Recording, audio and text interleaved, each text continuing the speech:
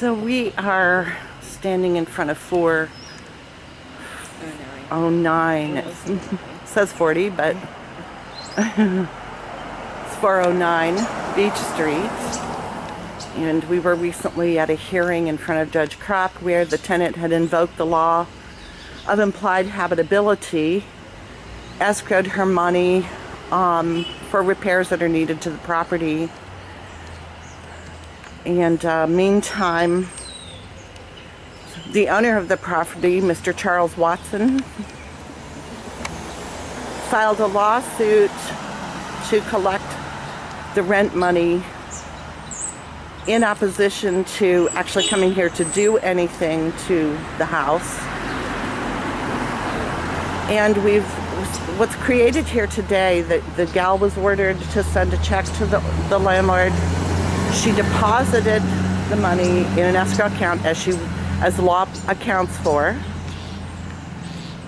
but she was ordered by the judge to give the landlord $600 and some dollars to satisfy whatever it was. It was never really clear. The landlord was never ordered to do the repairs to the house, and what has culminated here is an eviction after he claims he did not receive the money order which the tenant delivered and put in the landlord's mailbox. So the constable is here today, and she has handed him another check so there can be no mistaking that Mr. Watson was given the money. So hang on as the story evolves. Initially, you can see that all of the houses 409 that it has no proper numbers on the front, which is a code violation. Charles Watson is signing that he's received the check this time, and it's done in front of Constable Mark Gibson, so everything should be on the up and up at this point.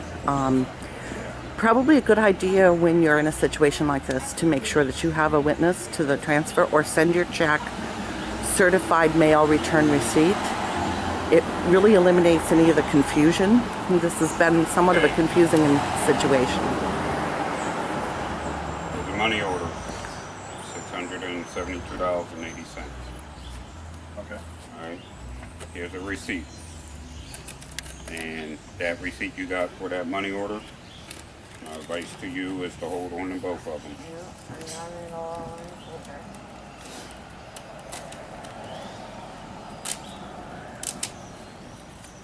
I guess if you're recording, this is going to be a verbal notice to quit that the lease is done. This is your 30-day notice. You're going to get it in writing. You're going to get it registered mail. The lease is done at the end of December. So I'm going to need you to vacate by the end of December 30th. Mr. Watson, I did do some background checking on your history of civil lawsuits against tenants, and you have a pretty extensive history. Is this something that you do fairly commonly, Mr. Watson? Hey, You're not unfamiliar to this situation, are you? I have no comment for you. Could it be somewhat of a business model for you to get into these situations with people and get judgments against them? I can throw her off my property. Yeah. You gotta go. Oh, I don't mind getting off your property, sir. I'm sure she won't either when the time comes. That's fine.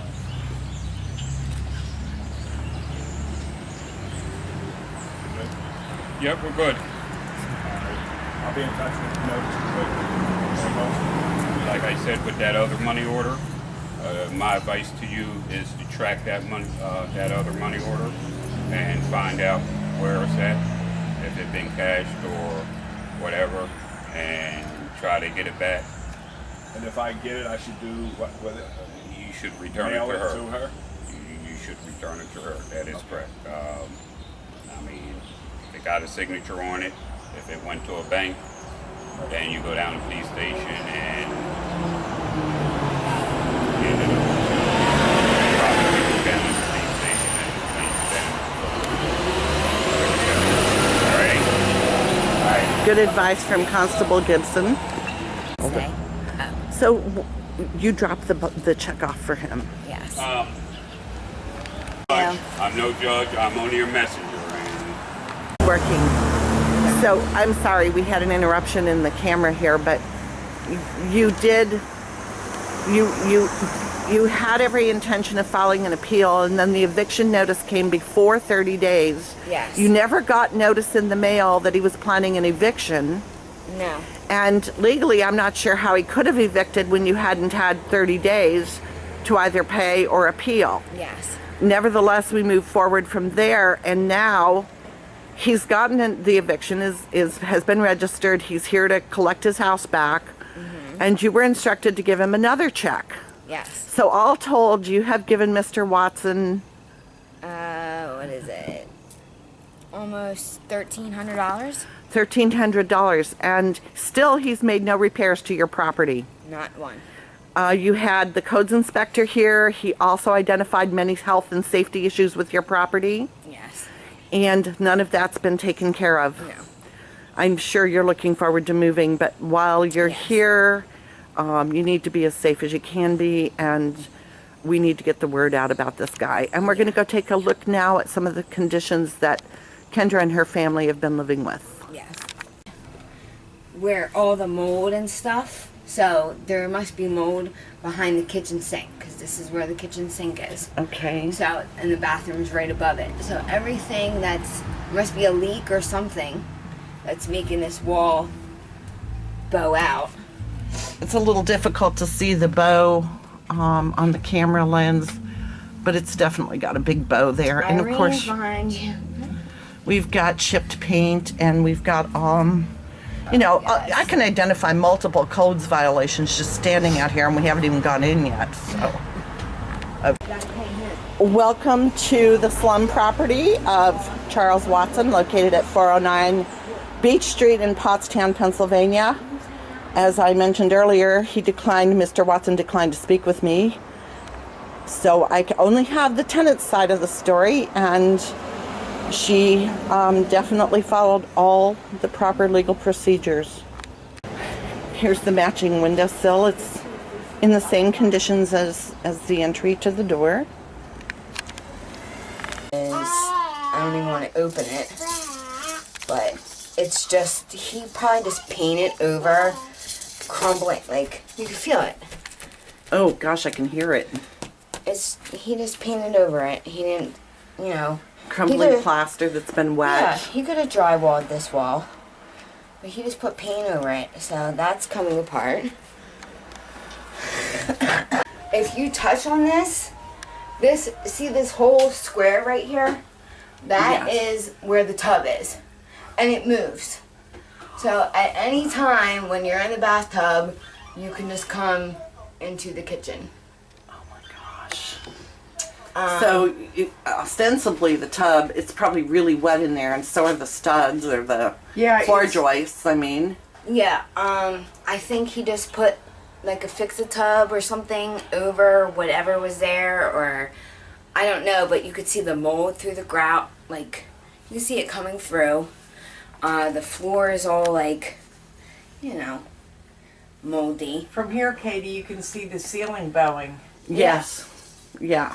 If you touch it. It's a little hard to pick up on the video, but I can definitely see it. Yeah. So I'm like really scared to be in the bathroom at all. It's not connected to the floor, so when you walk on it, it just sways. And then he has crates on the floor that the water keeps coming and rotting the crates, and I fell through. So hospital bill, and he's gonna pay that too. You can see the wood has been rotted and it's missing, so there's a giant hole at the bottom of the basement steps. Yeah, because I fell through. And she fell through, and she's pregnant. This guy is a loon, I'm telling you. But sadly represents a lot of the landlords. Even this door, the guy that The handrail, hold on, let me get the handrail while I'm down here. The handrail's loose. Of course, that we know to be a codes violation. Yes. Okay.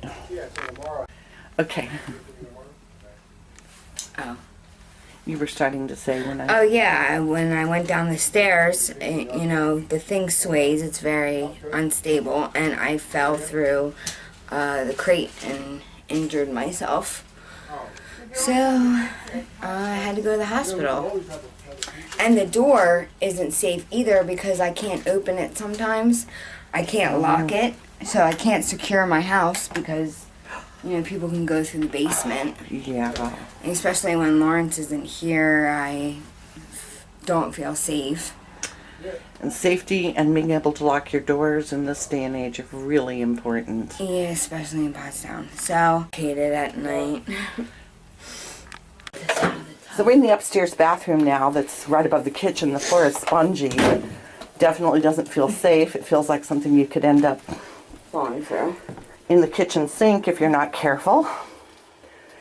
And there's the bathtub. It's just your typical plastic surround with mold growing and hasn't seen a lot of attention over the years. Yeah, it's really bad. I was going to actually buy some material because that's like one of my biggest pet peeves is, you know, I'm bathing my children and myself in a tub that has mold all around it. I was going to get, you know, new caulk. Yeah. And do it myself, but it's like I don't see where they're giving me credit for fixing the place. Well, they're not. Clearly, the landlord has been given carte blanche to do whatever he deems is in his best interest and has absolutely slighted state law regarding safe, habitable properties. I'm not quite certain why he's getting away with it. I'm not clear about that, but this is the bathroom again. We're up in the bathroom and you can see where water has come through the ceiling and caused bubbles and splits, and the paint is basically the skin that's holding everything back. It's not too long before things will come crashing down, and I just really think this is not a house that he can come back into and put another Band-Aid on. It's not safe, it's not healthy, and it needs to be shut down, or he needs to be forced to fix it up. Leading up to the attic, which is the children's bedroom, you can see the wall is buckled, and I do think you can clearly see that on video, and the plaster's coming out of the walls. I wonder if this house has been tested for lead paint. That clearly the maintenance has been so sorely lacking for many years, and it might be a good idea to test this house. And maybe the children as well, because we know what lead paint can do to children. And, Yeah, really. so I think that's something that maybe Kendra may want to think about doing. So we're heading out the door. It's almost more than you can stand to be inside the house because there's definitely mold, spores, and it's stuffy, and there's a good neighbor, Irene, who is having much difficulty breathing. So we're heading back outdoors.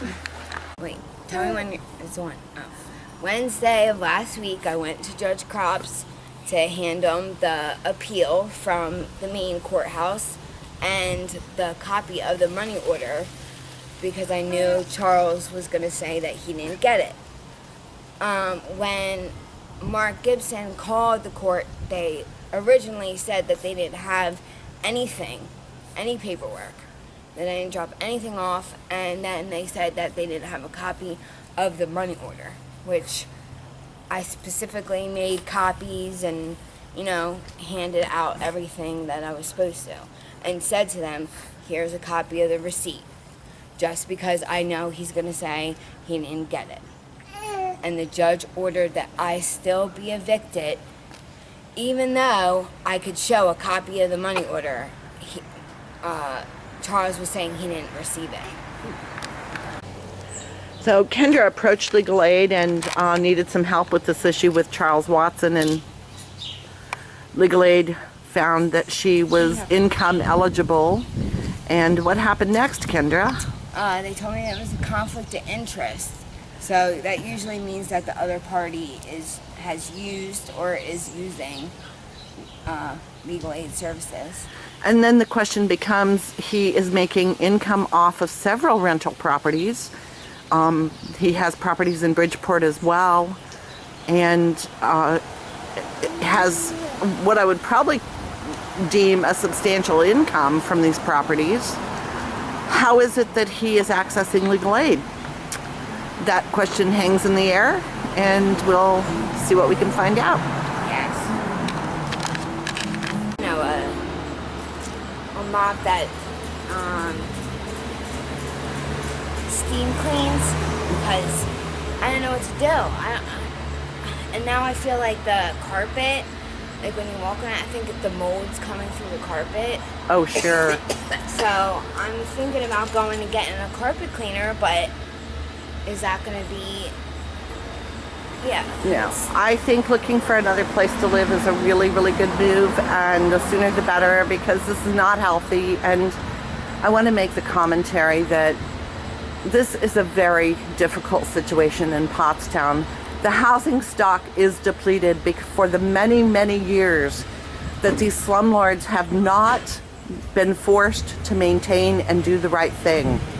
And sadly, the people that are really paying for this are the children.